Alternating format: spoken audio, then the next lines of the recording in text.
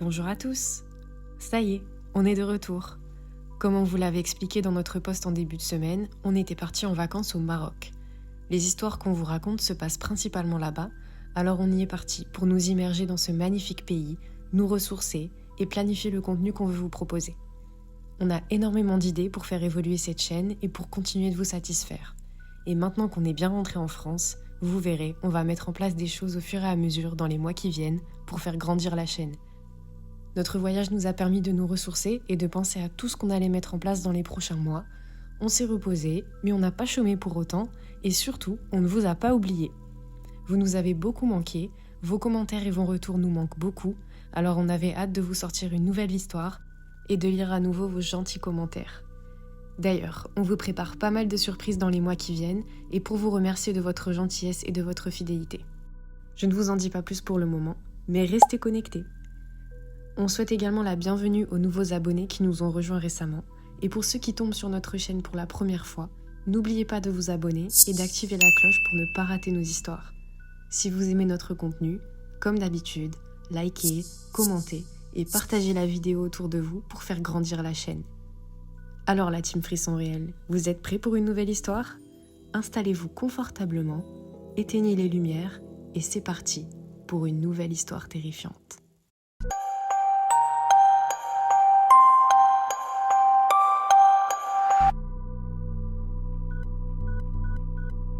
Aujourd'hui, je vais vous raconter une histoire vraie, à la première personne pour que vous puissiez vous immerger dans l'histoire.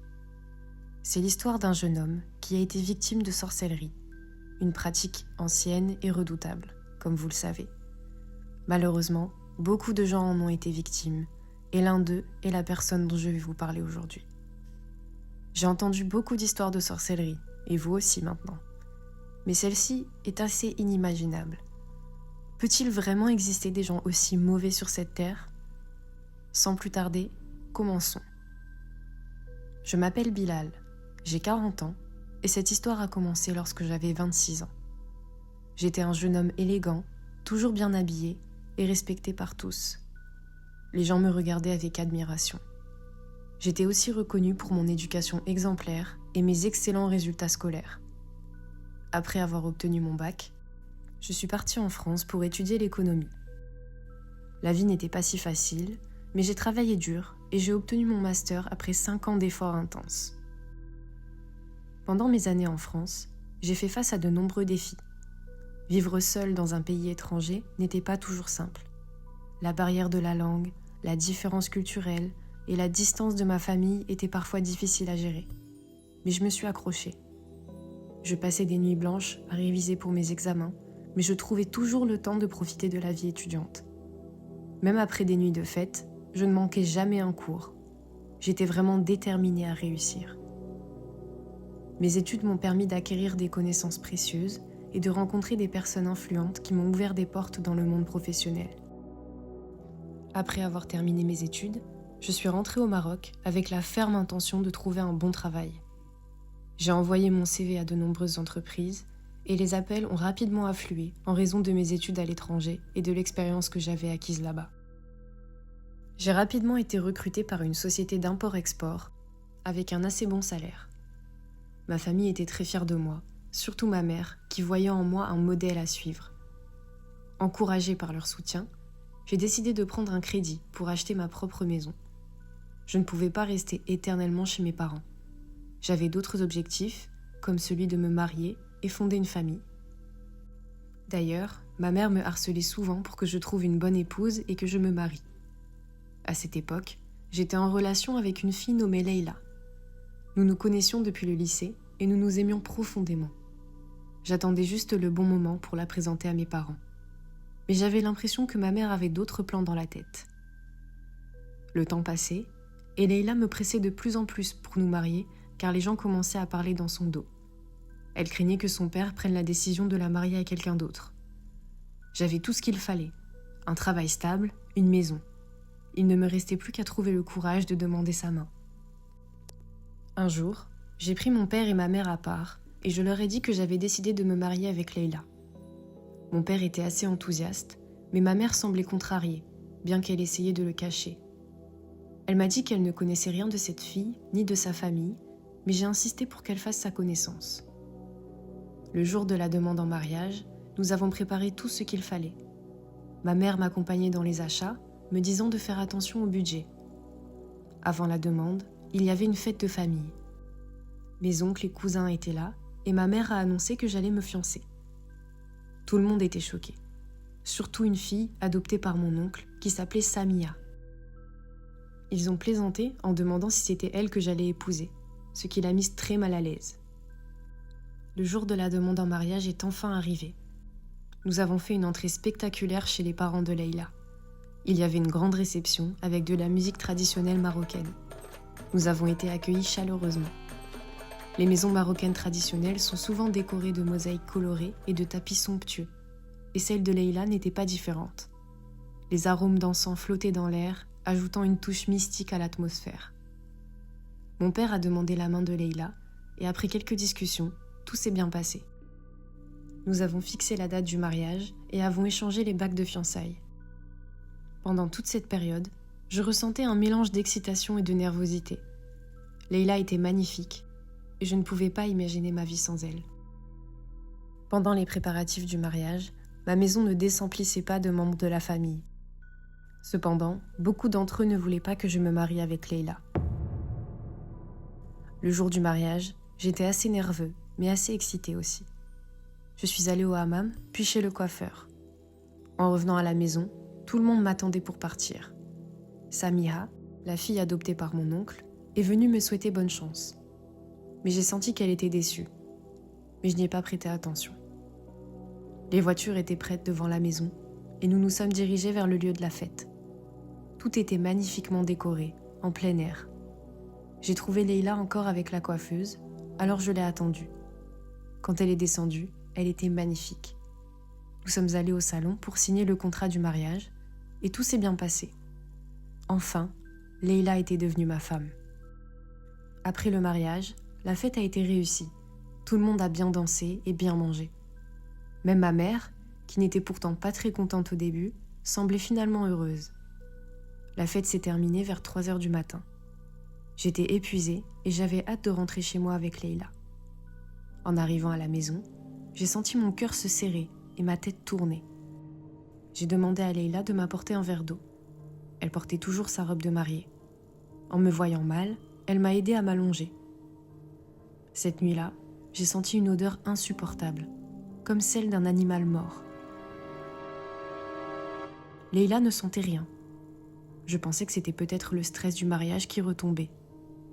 J'ai donc pris une douche, en espérant que ça irait mieux, mais l'odeur était toujours là. Le lendemain matin, Leïla avait préparé le petit déjeuner. Alors que nous mangions, quelqu'un a frappé à la porte. C'était ma mère, venue nous demander comment s'était passée la première nuit. Je lui ai dit que tout allait bien, même si ce n'était pas vrai. Les jours suivants, l'odeur persistait, et notre relation avec Leïla a commencé à se détériorer. Nous nous disputions sans cesse. Nous avons fini par consulter plusieurs médecins, mais personne ne trouvait de solution. J'ai commencé à croire que Leïla était la source de tous nos problèmes. Je devenais donc de plus en plus distant, et je préférais rester chez un ami plutôt que de rentrer à la maison. Leïla souffrait autant que moi. Elle ne comprenait pas ce qui se passait et ressentait un profond désespoir. Chaque jour, nous nous éloignions un peu plus. Un jour, en pleine dispute, j'ai perdu le contrôle et j'ai levé la main sur Leïla. C'était la première fois que ça m'arrivait et je ne savais pas ce qui m'avait pris.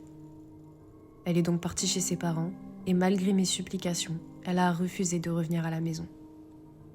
Sa famille exigeait que je vienne avec mes parents pour en discuter. Mon père m'a accompagnée, mais ma mère a refusé. Après de longues discussions, Leïla et moi nous sommes réconciliés. Elle est tombée enceinte et j'étais ravie. Mais la mauvaise odeur est revenue et les disputes ont repris.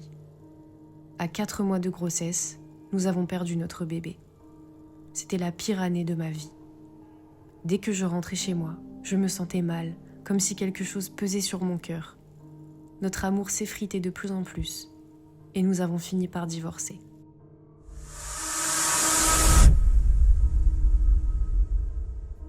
Un ami m'a suggéré que ça pouvait être dû à de la sorcellerie. Au début, je n'y croyais pas, mais les signes correspondaient pourtant.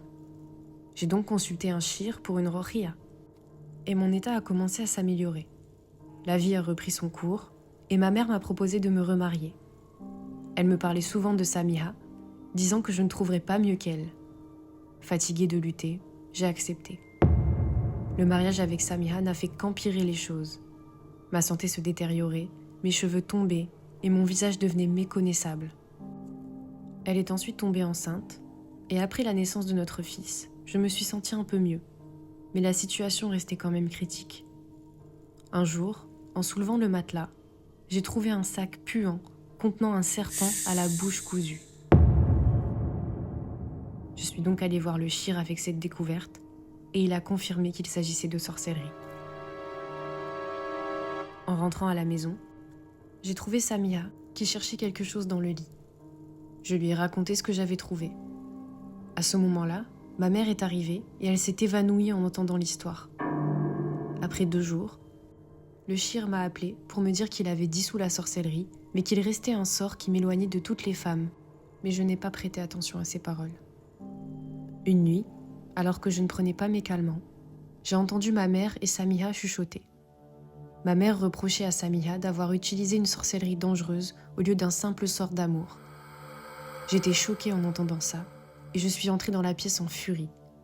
J'ai tout cassé, demandant des explications. Ma mère pleurait, essayant de me calmer.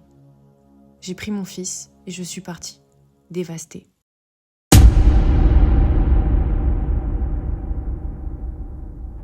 Je me suis installée dans une petite maison que j'avais louée et j'ai coupé les ponts avec ma famille. J'ai essayé de contacter Leila, mais sa famille refusait. Elle aussi avait été victime de sorcellerie et elle était donc partie à l'étranger après s'être remariée. Ma mère est ensuite morte de chagrin peu après et je me suis retrouvée seule avec mon fils. Aujourd'hui, j'ai 40 ans et mon fils en a 14. Je suis à la fois son père et sa mère. Je n'ai plus entendu parler de Samiha. Mon fils, qui n'a donc jamais connu sa mère, me demande souvent où elle est. Cette histoire de magie noire a détruit ma vie, a tué ma mère et m'a fait perdre la femme de ma vie.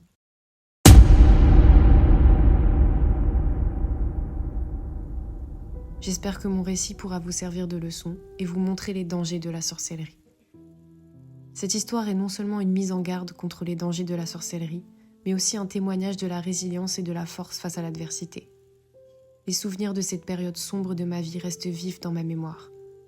Chaque détail de cette épreuve m'a marqué profondément et le traumatisme qu'elle a laissé ne s'effacera jamais complètement.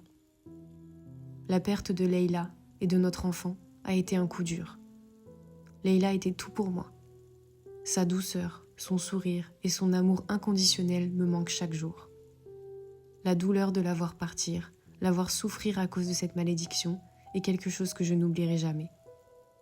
Elle a supporté avec moi le poids de cette sorcellerie et son départ a laissé un vide immense dans ma vie. Découvrir que ma propre mère était impliquée dans cette sorcellerie a été le choc le plus dévastateur. La trahison de celle qui m'a donné la vie, celle en qui j'avais une confiance aveugle, m'a brisée. Pourquoi aurait-elle voulu me faire du mal ? Était-ce par jalousie, par ignorance ou sous l'influence de quelqu'un d'autre ? Ces questions continuent de hanter mes nuits. Vivre seule avec mon fils, sans l'aide de personne, m'a appris la véritable signification de la résilience. Être à la fois père et mère n'a pas été facile, mais ça m'a rendu plus fort. Mon fils est aujourd'hui ma plus grande source de joie et de motivation. Chaque jour, je m'efforce de lui offrir une vie meilleure, de lui apprendre les valeurs de respect, d'amour et de tolérance, malgré tout ce que nous avons traversé. Cette épreuve m'a également enseigné l'importance de la prudence et de la vigilance. Les forces obscures de la sorcellerie sont réelles et peuvent détruire des vies. Il est crucial de rester vigilant et de chercher de l'aide lorsque des signes inquiétants apparaissent. La foi et la spiritualité peuvent jouer un rôle essentiel dans la protection contre ces forces. Malgré tout, je garde espoir en l'avenir. La vie m'a appris que même dans les moments les plus sombres, il y a toujours une lueur d'espoir. J'ai appris à apprécier les petites joies de la vie, à valoriser chaque moment passé avec mon fils et à ne jamais abandonner. Merci d'avoir écouté mon histoire.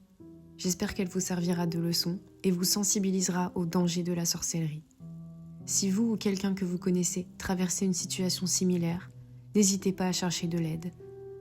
La résilience et la foi peuvent vous guider à travers les moments les plus sombres.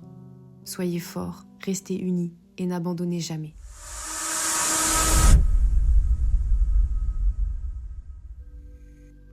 C'est la fin de l'histoire de Bilal. J'espère qu'elle vous a plu. Cette histoire peut paraître banale, mais justement, je tenais à vous la partager car c'est quelque chose qui peut arriver à chacun d'entre nous. Bilal n'avait pourtant jamais cherché à côtoyer le monde occulte. Il n'a pas fait en sorte de provoquer tout ça. Et pourtant, ça lui est arrivé. Je vous dis souvent de ne jamais provoquer les forces occultes, de ne pas jouer avec le feu. Mais malheureusement, parfois, même en se tenant loin de tout ça, d'horribles choses peuvent se produire. Il est donc très important de se protéger, de se méfier et de rester vigilant. Faites attention à vous et surtout, prenez soin de vous. Dites-moi ce que vous en avez pensé dans les commentaires. J'attends vos retours avec impatience. N'oubliez pas de vous abonner, de liker, partager, activer la cloche pour ne pas louper les prochaines histoires. Et on se retrouve très rapidement pour une nouvelle histoire terrifiante.